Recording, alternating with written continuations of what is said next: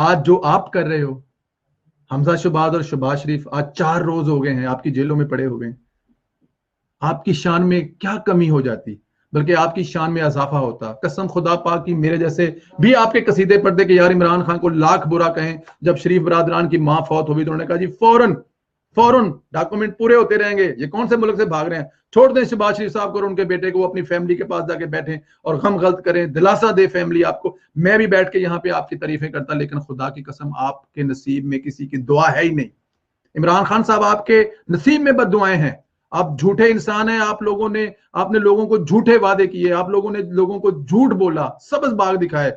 आपकी दुआ किस्मत में है ही नहीं। आपकी किस्मत में क्या है? बद्दुआ।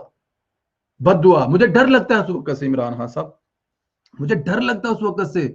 आपका हाल मुशर्रफ से कम नहीं होने वाला, ये मैं नहीं कह रहा, और ना ही ये मेरी बद्दुआ है। मैं आपको बद्दुआ कौन होता देने वाला? मैं आपको हरगिज हरगिज हरगिज बद्दुआ नहीं दे रहा।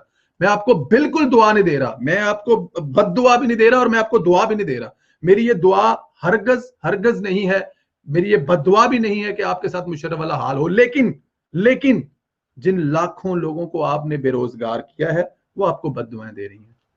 जिनकी वजह से काम कारोबार आपके बंद हुए, वो आपको कारोबार दे रहे हैं।